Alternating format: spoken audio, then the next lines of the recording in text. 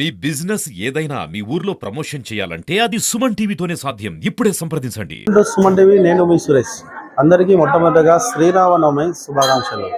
ఈరోజు శ్రీరామనవమి పండుగను పురస్కరించుకొని కడప జిల్లా ప్రొద్దుటూరులోని పూనేటి కాలువ వీధి పట్టాభి రామాలయం నందు మనమున్నాము. ఈరోజు పట్టాభి రామాలయం నందు శ్రీ సీతారాముల కళ్యాణాన్ని ఘనంగా నిర్వహిస్తున్నారు. ఈరోజు ఉదయం దుగ్గిరెడ్డి రఘునాథ్ రెడ్డి ఆధ్వర్యంలో పట్టు వస్త్రాలు, తలంబ్రాలు స్వామివారికి సమర్పించారు. ఇది చాలామంది ప్రముఖులు, ప్రొద్దుటూరులో ప్రముఖ రామాలయం ఇది పట్టాభి రామాలయము.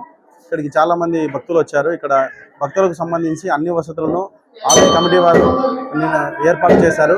ఇదే సందర్భంగా ఇక్కడికి సీతారాముల కళ్యాణం చూడడానికి విచ్చేసినటువంటి భక్తులందరికీ ఇక్కడ దేవాలయానికి సంబంధించినటువంటి వారందరూ కలిసి ఇక్కడ వారికి భోజన ఏర్పాటు కూడా, భోజన సదుపాయాన్ని కూడా కల్పించారు.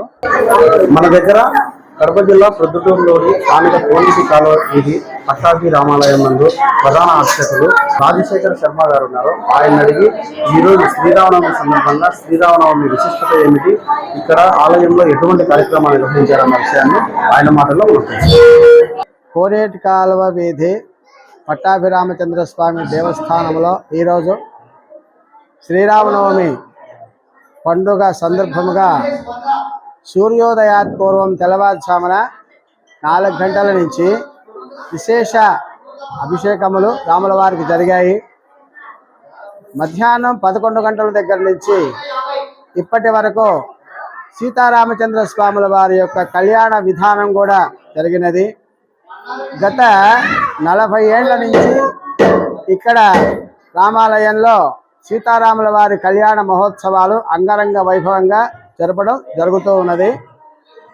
అలాగే మనకు రెండవ భద్రాద్రిగా ఒంటిమిట్ట కోదండ రామచంద్ర స్వామి దేవస్థానం మనకు వచ్చిన తర్వాత ఇక్కడ పౌర్ణమి రోజు కూడా సీతారాముల వారి కళ్యాణ మహోత్సవం జరపడం ఆనవాయితీగా వస్తూ ఉన్నది. 11/4/2025 సంవత్సరము శుక్రవారం రోజు సాయంత్రము 6 గంటల దగ్గర నుంచి 9 గంటల లోపల పగడములు తలంబ్రాలుగా స్వామివారి యొక్క కళ్యాణాన్ని వైభవంగా జరపడము జరుగుతుంది. కాబట్టి ఇక్కడ చాలా రోజుల దగ్గర నుంచి ఈ కార్యక్రమం జరుగుతూ ఉన్నది. నేను ఇక్కడ సుమారు దగ్గర 32 సంవత్సరాల నుంచి దేవాలయంలో పనిచేస్తూ ఉన్నాను ప్రధాన అర్చకుడిగా.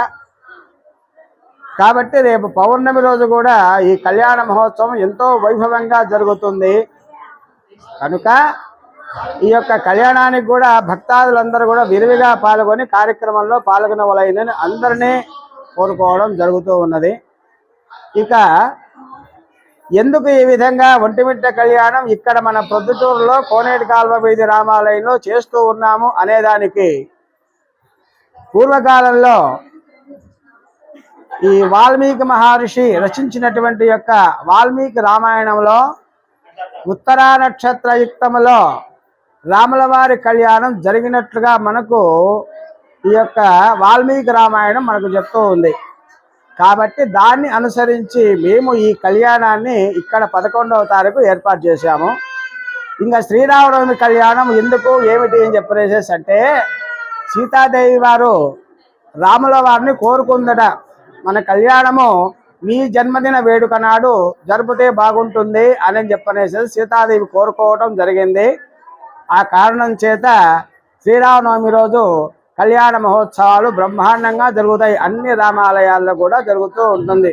అయితే ఇక్కడ మాత్రం ప్రత్యేకించి ఒంటిమిట్ట కళ్యాణం కూడా ఇక్కడ రామాలయంలో జరిపేదానికి దేవస్థానము కమిటీ మెంబర్లు నేను కూడా అన్ని విధాలుగా సహకరించి కార్యక్రమాన్ని జరిపేదానికి మేము అన్ని విధాల ప్రయత్నం చేస్తూ ఉన్నాము.